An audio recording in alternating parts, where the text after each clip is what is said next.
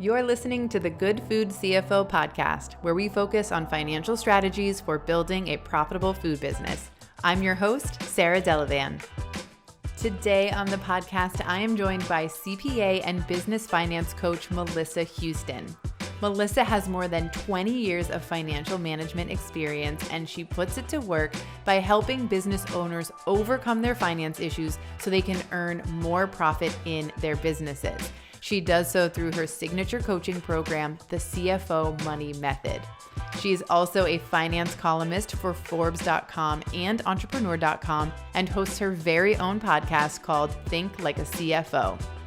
Together, we are discussing the need to know information for building the foundation of a profitable business. We're starting with some basics like the difference between a bookkeeper and an accountant and the benefits of working with both. Then we're going to break down the 3 essential reports that every business owner should be reviewing monthly. We're going to share our love of budgets, aka profit plans, and how they can help you achieve greater profitability without selling more. We're even going to dip our toe in the cash flow conversation. This episode is packed with helpful information no matter where you are in the life of your food business, and I'm so excited for you to dive in. So let's get to it.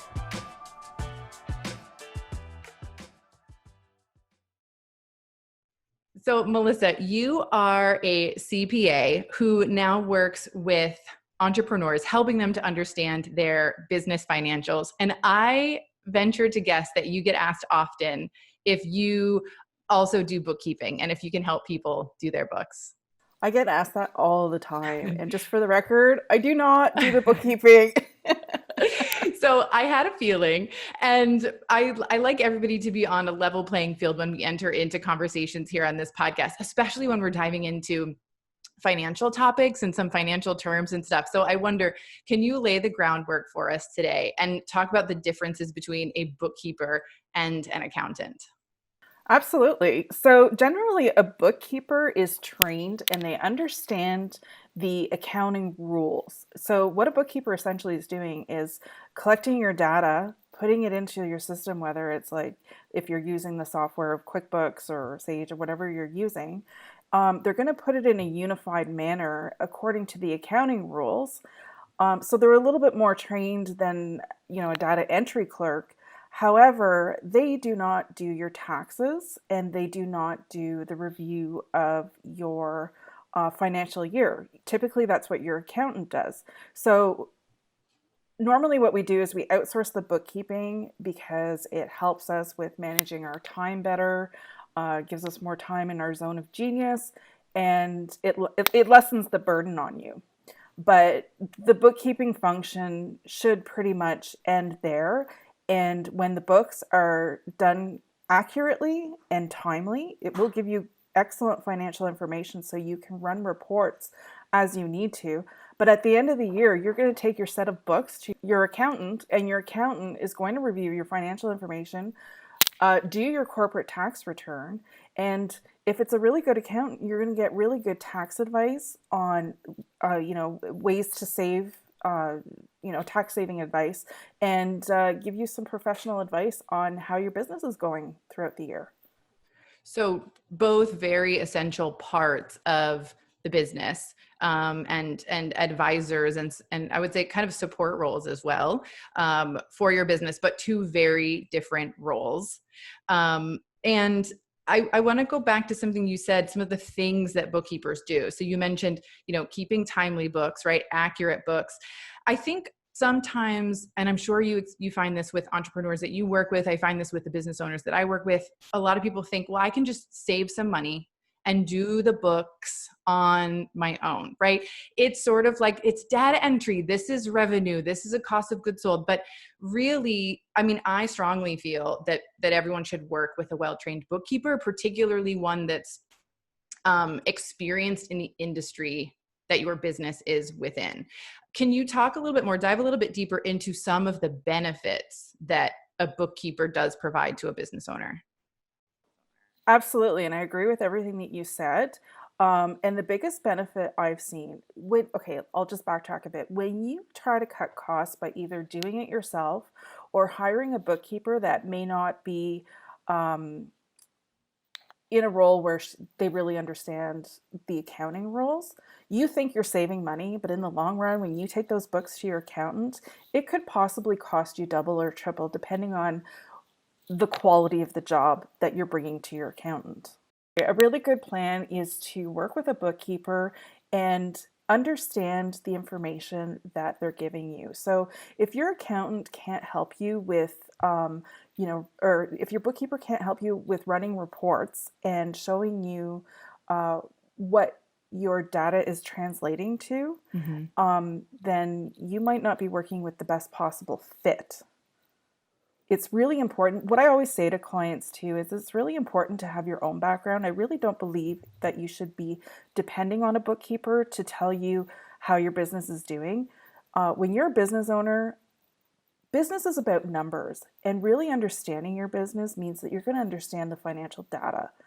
And you'll never understand what's really going on in your business if you cannot interpret that data. And this information, it's incredibly beneficial to you as a business owner to be able to interpret, because it's going to make you, first, be the best possible business owner you can be. Secondly, you're going to make the best possible business decisions. And thirdly, you're going to keep the profit in your business when you understand what's going on in your business. I love that. And so when we talk about working with a bookkeeper who's number one, knowledgeable, just in general, right? And then, but particularly within the industry that your business is in, I want to kind of touch on that really quickly, because what I see a lot is, in the food industry in particular, if someone doesn't know, the importance of tracking retail income versus wholesale income versus shipping income, right? The different types of income that's coming in. I worked with a client and we kind of got her books in order. She had overpaid her sales tax by tens of thousands of dollars because the information simply wasn't being tracked and then recorded properly. So there really are financial implications that come with working with someone who doesn't truly understand your business and doesn't truly know how the information should be input into the accounting software. And I think it's important for people to realize that it's working with a bookkeeper is not just about having your books organized for the end of the year to serve to your accountant to have your taxes done, right? It's just like you said, there's a lot of valuable information that when your information is put in accurately, you get from your accounting software valuable information, right? And you said in an earlier conversation that you and I had, you used the term meaningful reports. And I wrote that down because I just thought that, yes, that's the key, is that as business owners, if we can focus on our work, right? And dreaming big for the business. And as you mentioned, inside your zone of genius, and your bookkeeper then can deliver you meaningful reports, you can do a lot with that to help your business. Exactly. And what I often recommend to clients is if you've got like a higher volume business, you need to do your books monthly. So your bookkeeper should be returning their books to you as quickly as possible so you can take that information and use it before it's dated information. I completely agree with that. I think you've got to look at your numbers on a monthly basis, and we're going to dive into that a little bit further in a couple of minutes. But I like to say that, by the 14th of the month, I want to be able to review the financial information for the month prior with my clients. Absolutely. Like that sort of like that we give the bookkeepers a little bit of time to sort of gather and tie any loose ends together. And then we want to have that information ready to go. Absolutely. Yeah. I would even suggest a little earlier than 14 days. I'm a little bit of a stickler. It makes me happy that you're a stickler because I'm always like, I want it 7 days later. Yes, I was just going to say 7 days later, that's what I like too. So yeah. Okay, great cool. minds think alike. So we talked about, timely books. We both agree that that's super important. And to just go a little bit deeper into that, it's like when you have that information, you can make decisions for your business, right? The sooner you can see what is going on and the sooner you can course correct if something's not working as it should or not performing, if your business isn't performing how you maybe thought it was, and you can see that in the numbers, the quicker you can make changes, right? And implement strategies. You also mentioned, so bookkeepers categorize the data, you said, so that you can take those numbers and run meaningful reports. Do you want to talk at all about the importance of categorizing your data correctly? Is there anything you want to say on that point before we move into the reports? Oh, absolutely. Because throughout my experience, I have seen some doozies where expenses are inappropriately entered and they could be showing up at the balance sheet or whatever. And the reality of it is your taxes are based on your income statement. And if your expenses aren't lined up with your income statement, you're going to think like either you're, like you take the number that your accountant gives you, like the percentage, and you Mm-hmm. multiply that by the profit that you have, right? So you put your tax installments usually quarterly. Now, if you're using inaccurate data, you're going to be way over or way under in your tax bills. You're going to think that you're somewhere like in a different state of financial Mm. health than what you really are. And there's nothing worse at the end of the year to find out that been a huge mistake and you end up owing a lot more than what your bookkeeper was Yeah. telling you. Yeah. And like told the story a few seconds ago, overpaying your taxes, the sales tax is something that one of my clients, had done. I mean, in her case, she was really lucky she can get a refund, but it's going to take Yeah. some time. And, it would have been Yeah, great that to have too. that money Yeah, to exactly. operate the business. And Yeah, this is a story where we figured it out. Not everybody figures it out, right? So exactly. it's important to make sure you've got accurate data. Making sure that your bookkeeper knows like what your business is and how you're operating so that they can enter the information as accurately as possible. I find this a lot when I work with caterers who have very complex business models. They've got, for example, all sorts of revenue coming into the business, but a lot of that revenue isn't theirs. They're just sort of the collector of that revenue. It's going right out the door to somebody else. So looking at that information for what it really is provides a ton of value.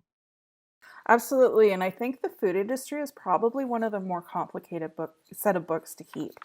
So if your bookkeeper doesn't really understand your industry, then you are definitely in some trouble. We'll bring it together a little bit. So we want you to have a bookkeeper. Melissa and I are on the Yeah. same page, right?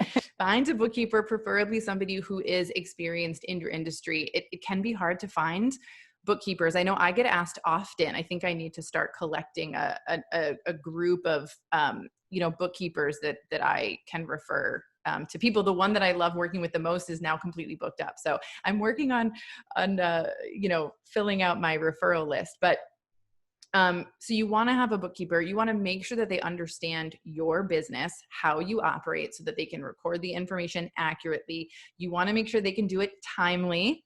We'll give them 14 days, but I love that you are on the same, that you're pushing for 7. I love that so much. And then with that information, it's not just that, okay, all of your data is input, within 7 days of the end of the month. The real value that a bookkeeper is providing to the business owner is those meaningful reports. And I know that there are, 4 key things that you talk to entrepreneurs about having in place for their businesses. And I would love to dive into that with you now. Okay, yeah. So typically when I work with clients, I go through the big 4 steps of building your business foundation or your financial foundation. And the first step would be to understand the 3 main financial statements that you would use Okay. in a small business, which is your balance sheet, your income statement, and your statement of cash flow. So having a good solid understanding of those is fantastic. The second thing is, I am a huge believer in creating your budget. So, especially in the food industry where you have so many moving parts, like you mentioned, revenues are coming in from different places and you've got food and spoilage and this and that. Like, if you're not tracking your expenses, you're not going to know where your money leaks are or profit margins or anything like that. So what I really like to do is get clients to build their budget, separate it on a monthly basis, but build it for the year. And you're basically building it off your income statement. And then the third step is to monitor. So there's a lot of value in having a budget, but the full value is monitoring your progress of the month, which is why we want the Mhm. books back by the 14th day of the previous month, so that you can get timely information. You can understand, okay, for last month, this may not have been what we were trying to achieve, and we're going to course correct and such. And then the fourth step is the cash flow, always monitoring the cash flow, especially in a food industry where you've got bills coming in, going in, money coming in, bills going out, needing to, meet payrolls and this and that. Like there's a lot of moving parts. So making sure that you can relieve your Mhm. stress, first of all, and secondly, have a plan in place where you're managing your cash. You eliminate that stress because you're going to understand, because you're looking like 6 to 8 weeks in advance, planning for everything and knowing that you've Yeah. got the cash in the bank to Do cover it. you there's a trend that I see, and I'm curious if you see with the businesses that you work with as well. There's the third party payment processors like Stripe, and then we've got Square, and there are some other ones out there in the food industry. There's one called Toast, and they do more than just process payments. They also provide you the option to, do invoicing. And I think it seems like maybe easy, or they've perhaps done a good job marketing that invoicing through that tool is very easy. But I find that when you've got your sales and your invoices and things running through too many different platforms or too many different applications, it actually makes your bookkeeping more difficult, and it makes your financial reporting a bit more difficult, and specifically your cash flow is harder to monitor when you've got that going on. I wonder if you experience that at all with the entrepreneurs that you work with. Actually, I don't experience a lot of because like a lot of my entrepreneurs are service based and smaller volumes. So I would think in the food service industry, it might be a handy third party thing to use. But my concern when you're talking about this is if you're handing over the invoicing responsibility elsewhere, are you still going to be on top of what's going on, or are you giving your control away? Right. Because something that you're very big on is maintaining the control of the Yeah. finances of your business. Absolutely, because when you understand how much you're invoicing or what's going on in your business and stuff, and you run those reports and you're like, wait a minute, this number doesn't match up to what I think it should be. Right. So it helps you understand what's going on in your business. And like I was talking about earlier, you want that intimate knowledge, Mm. right? So you don't want those little things to slip through the cracks, because this is your baby. Like this is what's making you money. So Yeah. essentially, if you're not on top of it, you're just giving your money away. And I like people to keep their profits. Yes, we are both on the same page with that. And I Yeah. also love that you use the term financial foundation. So on a monthly basis, we're getting our financial reports either handed to us or made available for us to, run on our own from our bookkeepers. And I want to talk a little bit about your recommendations for, what are the reports we should be looking at monthly, and what are the decisions? I like to illustrate what's the benefit that these reports are going to provide for our business owners, because obviously we both know that it's going to help us maintain our profits, right? And it's going to help us make decisions in our business. But can we get a little bit more specific? Are you able to, about like, what is the balance sheet telling us? What's the income statement telling us? What can we really gather from these reports? Absolutely. And I would say when you're running a business, 80% of your time on your financials will be in the income statement. So the balance sheet is basically, it's going to tell you the financial position of your company. So it's going to tell you, like, if you were to sell off everything today, how much would you get? So it's your Mm, assets less your liabilities. So your assets is what you own, your liabilities is what you owe, and then the difference is yours. Like that's what the company is actually worth. right. So that's basically like I always look at the balance sheet month over month, maybe month over or quarter over quarter. I don't spend a lot of time into it. Right. And the same thing is with the statement of cash flow. That's typically just done at the end of the year. I spend more time in my cash management system, which is essentially the same thing, but you're looking at it on a more of a micro level. And then the income statement, this is what's going to tell you where your profit is and hopefully not your loss. So what the income statement is it outlines your revenue, all your revenue that's coming in, all your different sources of revenue, and then you've got your expenses. So whatever's you're going out the door to pay bills, payroll, whatever it is, and then typically, so your profit less your your revenue less your expenses is going to equal your profit. But I always tell people, don't look at that net income line. Take the estimated taxes out of it so that you don't think that you have more money than what you actually do. Yeah. So make sure, so we'll review, it's revenue, less expenses, less taxes, and then that's the profit. And the profit is what you get to keep in your pocket. So you either keep it in your pocket, use it for personal use, or you put it back into your business and grow your business or keep some financial security in your business, whatever you choose to do. But that is, the profit is your freedom. Yeah. Freedom of choice. Yeah. And you and I talk about this both. So we found each other through a coaching program that we're both a part of. And I started watching some of the videos that you post on LinkedIn. And I wanted to have you on the podcast because we really do speak the same language and we work with different types of business owners. But I was like, this woman is literally saying the same words as me. I need to connect with her and speak with her. And it's, sales are important, right? They put us in business. Sales, that's what that we have a business because we have products that we are able to sell.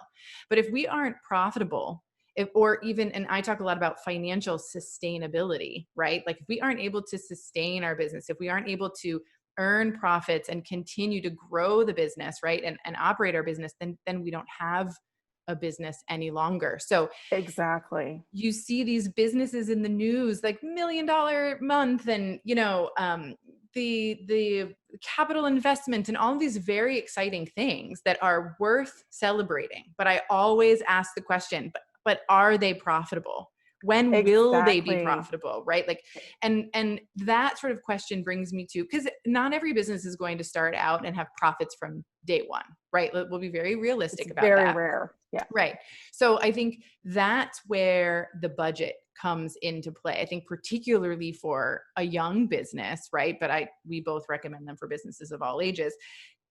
Talk a little bit about, because I'm just interested generally in how you go about budgeting. So I'll share a little bit of what I do is we actually take the information out of QuickBooks or out of the accounting software and we lay it out in an Excel tool that can do a little bit more. It's not static, right? So we can kind of play with it. We can plan, we can really see how things are going, and where we want them to go over the next 12 months. What does budgeting look like for you and your clients? So what I typically do, I mean, it depends on the stage of business that you're at. So if you've been in business for a year or more, typically what you do is you're going to run your income statement for the last year and you get a good idea of what your expenses were. So then you're going to make a plan. Like usually what I have this nice Excel template that I use and you list, you separate each month. So each month has its own column and you make your revenue targets for the month. So each month you've got a revenue target and then you plan out how you're going to achieve that revenue. So if, your expenses are actually, cutting it a little tight to what you're bringing in, you either have to up your revenue numbers or trim the fat in your expense numbers and really try to make a profit margin that's good for you. I mean, in the food industry, I think it would be about 20%? I'm not sure. It varies by type of business. So we've got, like catering companies that operate with about an 8 to 12% is it's a good place to be. Yes. You have to be very careful with these margins to make sure that you're not blowing your budgets. So basically, the budget is the guideline. Once you get your budget established, you get your numbers massaged and worked out. Okay, well, this is what I'm aiming for my revenue, and this is what I'm aiming for my expenses. And in a perfect world, if it all lines up, I'm going to have a great 12% margin. Yep. So then you solidify this plan for the year, and then, it's done. I always suggest you do it at the beginning of the year. Get it done and over with. And then so come, like, let's say your fiscal year starts January 1st. So come January 31st, you close your books. You get your books back from your accountant within the 14 days. Yes. And then you take those numbers, those actuals, and you compare it against what you budgeted line by line. Like we go line by line, and we have a column at the end where I call it variance analysis or variance explanation, whatever you want to call it. And you itemize, okay, I was either up or below budget because of this. Right. And you go through it and you get a really good idea of where you stand within your activity for the month. So you know what you need to change for the following month. And that's why it's important to get your books back earlier, because as you can see, if you wait the 14 days, you're already halfway through February. Exactly. Yes. And for those of you who are listening to the podcast and not watching the video on YouTube, I'm like smiling ear to ear and shaking my head yes, like feverishly.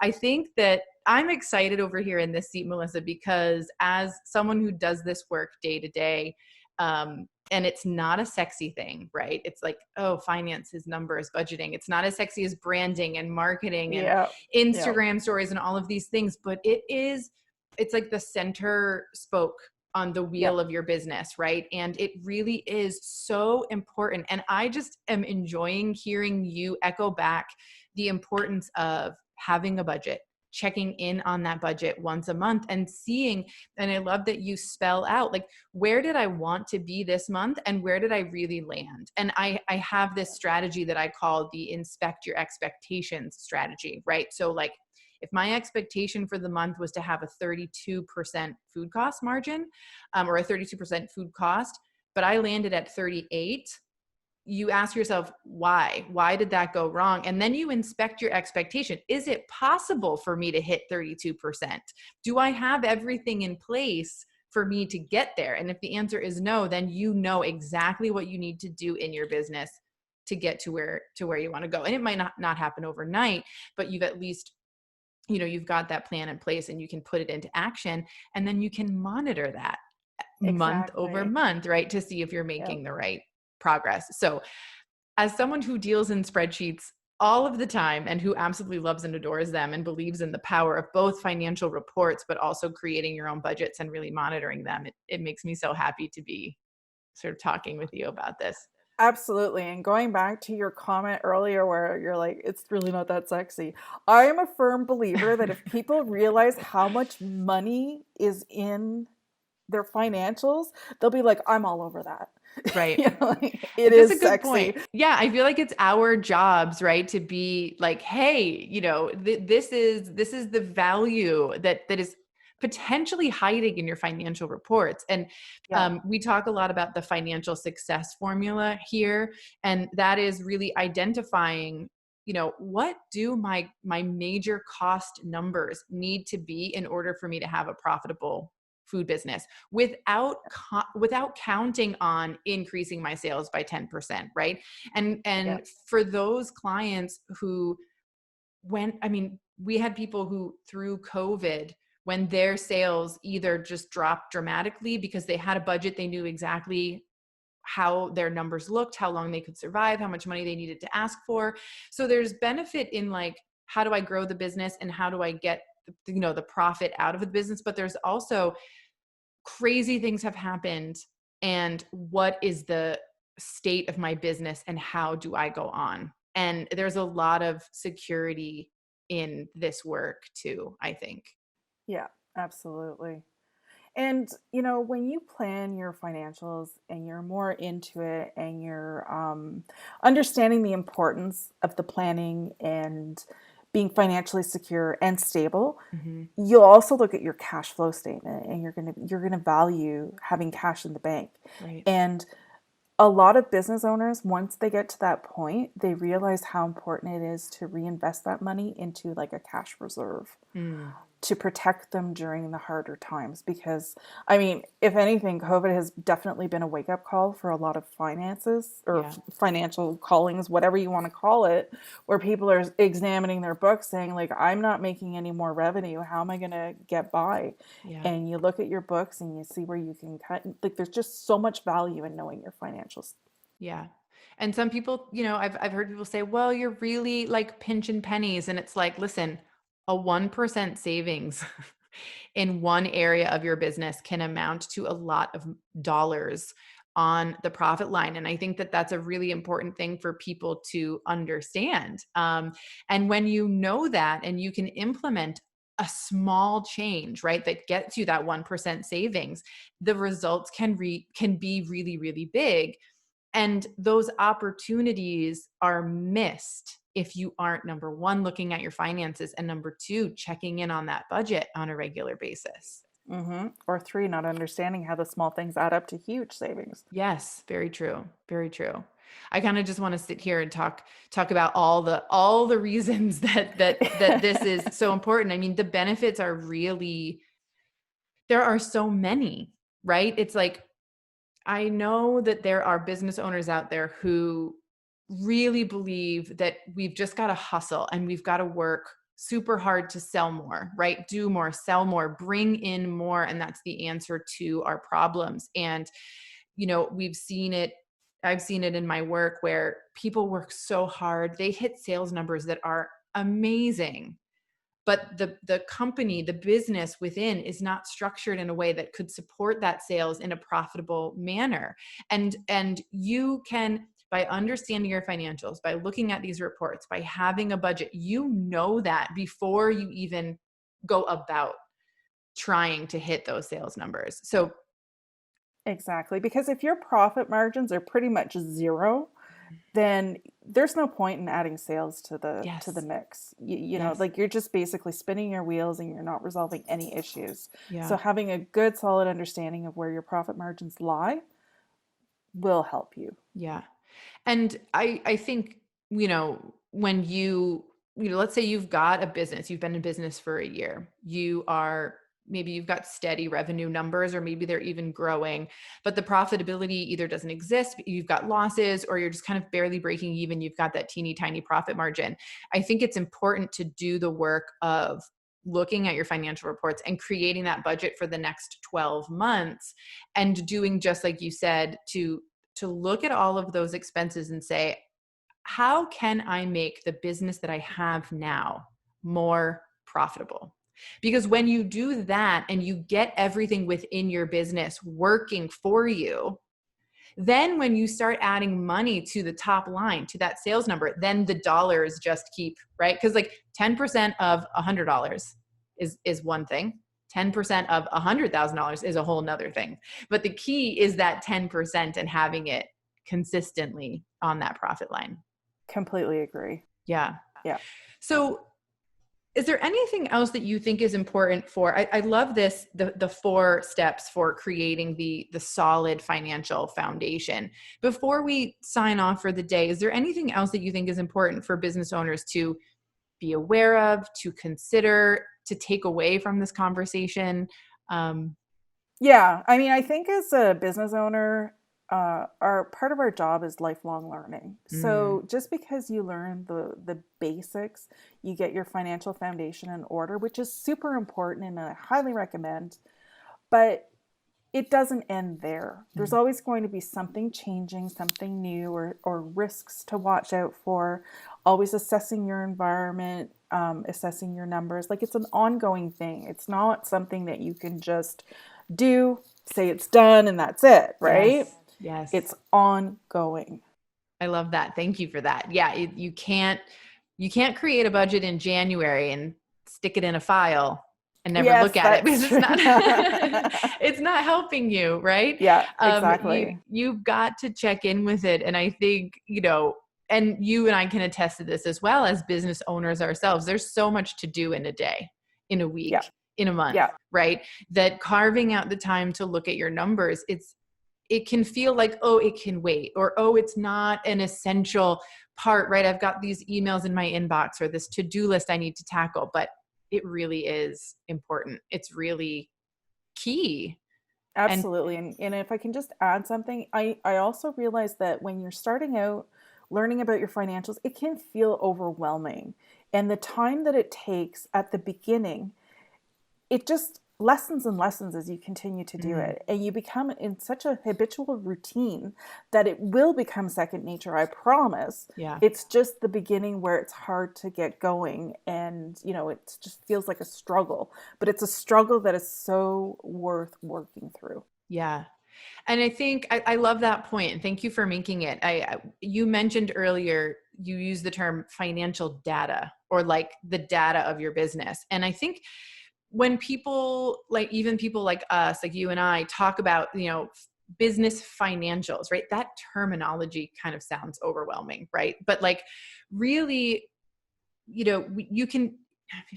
I like to break it down for people, right? It doesn't have to be, you don't have to be a financial whiz to figure this out, right? You've got hopefully a trained bookkeeper by your side. You've got the accountants there to support you. So the crux of this is understanding your business and understanding the numbers of your business and what they're telling you on a monthly basis. Yeah. And that is something that, as you just mentioned, you can learn it. And you can create the foundation for it. And then it's really an opportunity then to be able to continue to learn and to maximize your profitability once you've got that foundation in place. So you guys, it doesn't have to be overwhelming. Just they're numbers, and they're going to tell you a story, and it's going to help you be more profitable. I think that's the moral of the conversation today, right? These numbers are trying to help you. Yeah. Check in with them, make them your friend, celebrate them, right? And they can help you be successful. I love that. I think that's a great place to end for today. Melissa, thank you so much for providing really helpful, valuable information and for giving me a chance to sit down with a fellow numbers expert. Well, thank you so much for having me. I was so excited when you invited me on this show, and I love what you're doing in the food industry. It's fantastic. Thank you. I feel the same about you. And so I have a hunch we'll have you back on the show sometime in the future. Awesome. So, thank you so much. We've got some information about Melissa and her website and where you can find her in the show notes. But Melissa, can you tell us a little bit about your website and where folks can find you online? Absolutely. You can reach me at melissahoustoncpa.com, and all my social media links are on the homepage. Amazing. Thank you so much. Have a great day. Thank you.